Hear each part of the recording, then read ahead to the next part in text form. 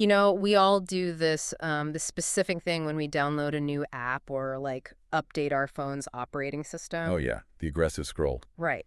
A screen pops up with this massive, just impenetrable wall of text, the terms and conditions, and we just aggressively scroll right to the bottom and hit I agree. Yep. Ex- Nobody reads the legal jargon. We just want the app to work. Exactly. But if you treat acquiring Canadian citizenship the exact same way, like if you just fill out the paperwork, check the bureaucratic boxes and click I agree just to get a new passport to, unlock different borders, you are totally missing the reality of the transaction. Oh, 100%. Because you just signed a profound, legally binding contract with an entire nation. Right. So today we are going to unpack the actual mechanics of that contract. Welcome to today's deep dive. Our mission here is to pull directly from the foundational pages of the official Discover Canada Guide, specifically pages 2 through 7, to understand what it really means to integrate into the fabric of this country. Yeah, we're looking at its history, its laws, and the specific responsibilities that keep the whole system from basically collapsing. Exactly. Because this isn't just about travel perks for you, the listener. It's about knowing what you're actually signing up for.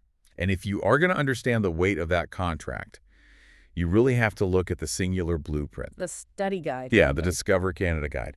It isn't just like a list of helpful suggestions for newcomers. It is the sole official study guide. Meaning there's no hidden curriculum. Exactly. It's an entirely closed system. For anyone preparing to take this step, there's absolutely no need to, fall down weird internet rabbit holes. Right, no obscure historical trivia from outside sources. No, not at all. Every single concept, historical fact, and legal principle required to pass the citizenship test is rooted entirely in those specific pages. Which is actually pretty great, right? Because it levels the educational playing field. It does. It provides one just, unified baseline of truth for every applicant, regardless of where they come from. So let's look at the foundation laid out in that unified blueprint.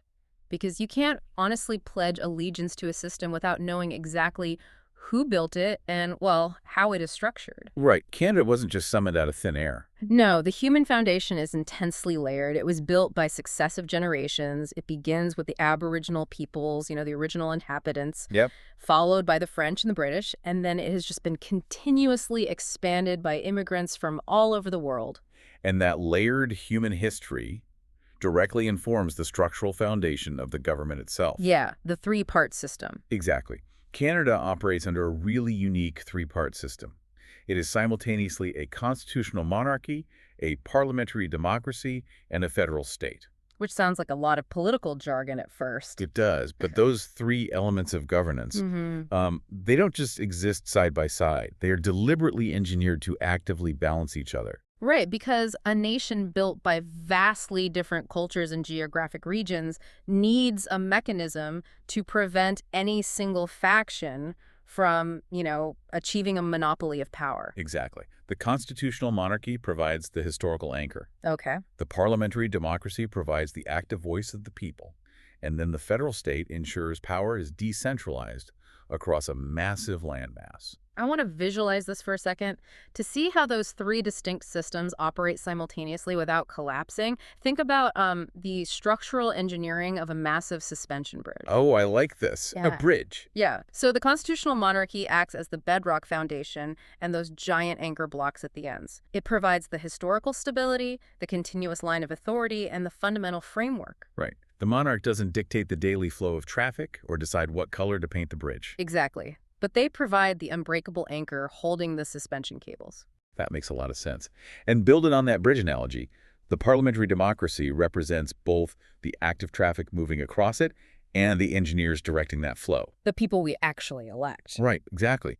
The citizens elect representatives to Parliament to make the day-to-day decisions, pass the laws, and steer the actual direction of the country. So it ensures that modern democratic choices are constantly driving the nation forward. Yep, the politicians change, the traffic patterns change, but they're all supported by that permanent anchor of the monarchy. Okay, so we have the anchor, we have the traffic, and then the federal state represents the flexible expansion joints and the segmented roadway. Because you can't build a massive continent-spanning bridge as one rigid piece of concrete. It would instantly snap. Yeah. under the varied pressures of shifting weather or heavy loads. Right. Power has to be decentralized. The federal government handles the overarching structural integrity things like national defense, foreign policy, and currency. While the regional segments, the provinces and territories, they have the constitutionally protected autonomy to handle local issues like healthcare and education. Exactly. Because what works for a maritime fishing economy on the East Coast might be a disastrous policy for a prairie farming community. That makes total sense. By dividing power between the federal government and the provinces, the system accommodates regional autonomy across just an immense geographic scale. And it all works in tandem. The anchor of the monarchy, the democratic engine of parliament, and the flexibility of federalism. And if any one of those three fails, like if the anchor breaks, or the democratic traffic stops, or the federal expansion joints freeze up. The structural integrity of the entire state is compromised. Absolutely. Okay, so if the country is this carefully engineered bridge, taking the Oath of Citizenship is the moment you officially step onto it and legally agree to help maintain it. Yes. It is not just an administrative checkbox you tick at the end of a form. You are making a profound verbal promise. You are swearing fidelity to the Crown of Canada, promising to respect the country's laws, and committing to fulfill the duties of a citizen. And that last part is key. The source material places a massive emphasis on accepting responsibilities rather than just passively receiving rights. It's an equitable exchange. Completely. Yeah. A new citizen is granted the protection of the laws, freedom of speech, freedom of religion, and the right to participate in the democracy. But in return, the individual is required to uphold that system. So the responsibilities like serving on a jury, voting, volunteering, obeying the law, those are the literal maintenance work that keeps the democratic engine running. Without citizens actively fulfilling those duties, the rights guaranteed by the state become completely unenforceable. Now, I want to push back on one specific part of that oath because to a lot of modern ears, it sounds slightly contradictory. Oh, which part? The monarchy part. In a modern democracy where citizens actively elect their leaders and hold them accountable, new citizens are required to swear loyalty to a specific person, the sovereign, the king or queen. They aren't swearing allegiance to a piece of paper like a constitution or to a symbol like a flag. Swearing fidelity to a monarch sounds almost medieval for a 21st century democracy. I mean, it does sound incredibly counterintuitive if you view it strictly as a pledge of personal fealty to a human being living in a palace across the ocean. Exactly. That's how a lot of people read it. But that totally misinterprets the deep legal and symbolic weight of the sovereign in Canadian law. Within this constitutional monarchy, the sovereign officially represents the country itself. Wait, so they are the actual embodiment of the state? Yes. The Crown is the continuous, nonpartisan legal embodiment of the state. Oh. Okay, so when you see a criminal court case titled The Crown versus John Doe, it's not the king personally suing a citizen. No. It just means the state. Precisely. Swearing to the monarch is the Canadian mechanism for accepting and integrating into the entire legal system. Politicians come and go. Governments rise and fall based on election. But the crown remains. Right.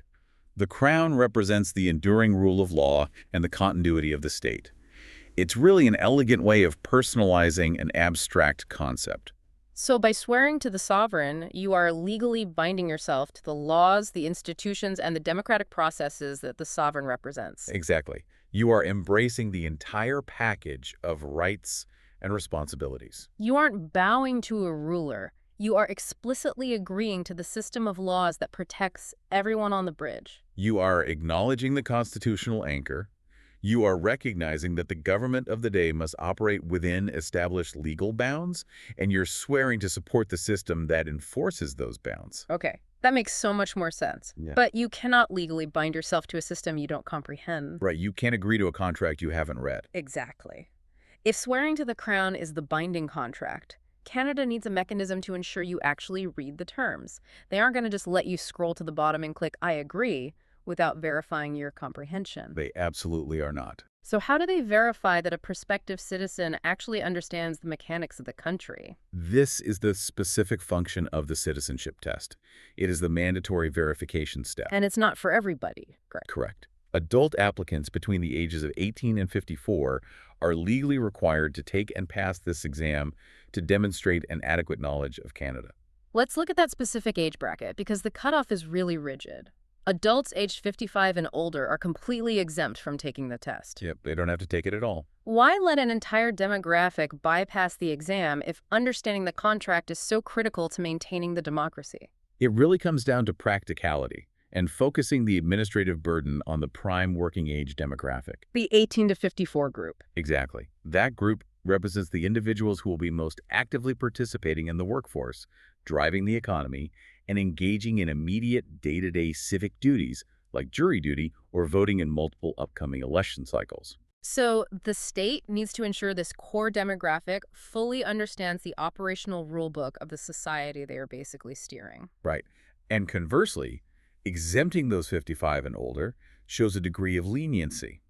How so? Well, it acknowledges that older immigrants may face significantly harder cognitive or linguistic challenges in mastering a new language or, memorizing extensive historical facts. But they still get to be citizens. Exactly. It still offers them the familial integration, protection, and security of citizenship without that massive hurdle. Because for that core working demographic, the test isn't just like easy multiple choice trivia. No, it's comprehensive. You have to demonstrate knowledge covering history, national symbols, geography, the structure of the government, how elections work, and those critical rights and responsibilities. And on top of all that historical and civic knowledge, the test evaluates your proficiency in either English or French. Right. And the format can be a written exam or conducted as a verbal interview with an official. Yeah.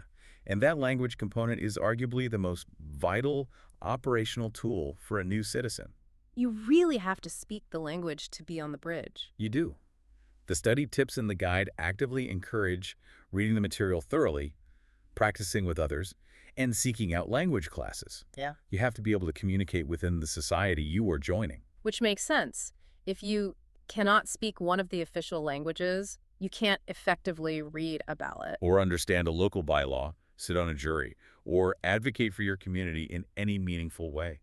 So if we look at this through the lens of an equitable exchange, taking the time to study the nation's geography, memorizing how the three branches of government balance each other, and mastering one of its official languages, that goes far beyond just passing an administrative hurdle. Oh, definitely. Preparing for the test is essentially the very first responsibility a prospective citizen undertakes. Oh, that's a great way to frame it. Yeah.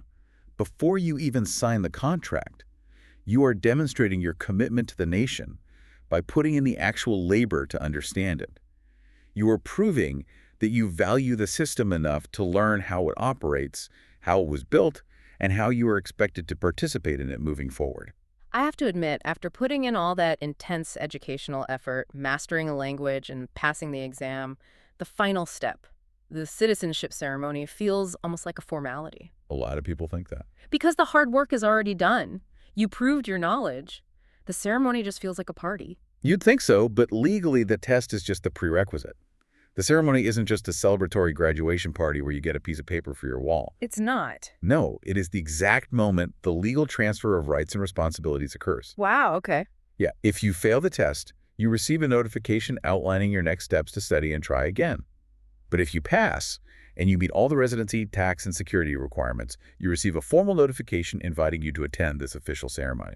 And at this ceremony, you are required to make the verbal oath we discussed earlier, officially sign the written oath form, and then you finally receive the Canadian citizenship certificate. Exactly.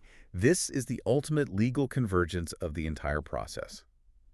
Think about the sequence the source material has laid out. Okay, walk me through it.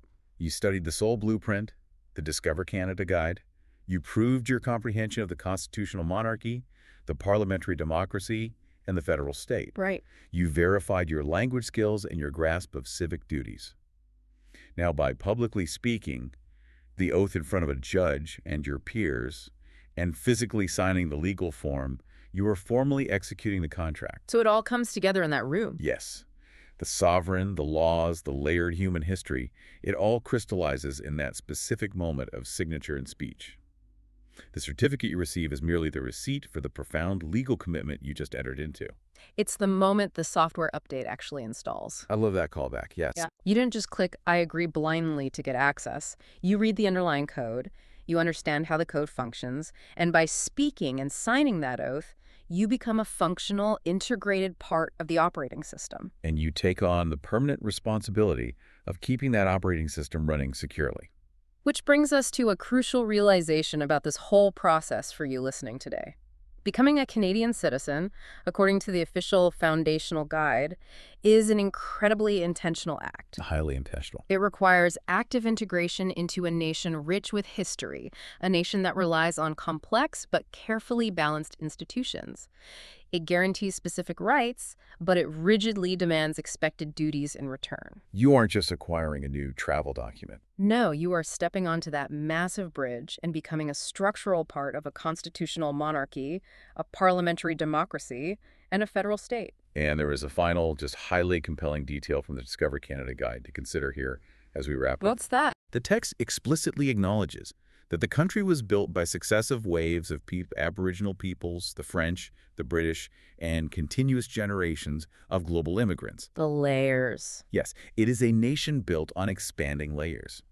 So, if the very foundation of the country inherently relies on the continuous addition of immigrant stories and perspectives, how might the definition of discovering Canada change over the coming decades? That's a great question. Right. As the millions who stand at these ceremonies and take this oath today weave their own distinct cultural heritage into the fabric of the country, how will they shape the ongoing evolution of that parliamentary democracy? The foundational guide is currently being studied by new citizens, but those same citizens are the ones who will write the next chapters. Exactly. The terms and conditions of this contract aren't just something you read and accept. They are something you eventually get to help rewrite. Thank you for joining us on this deep dive into the source material. Keep reading, keep questioning, and we'll see you next time.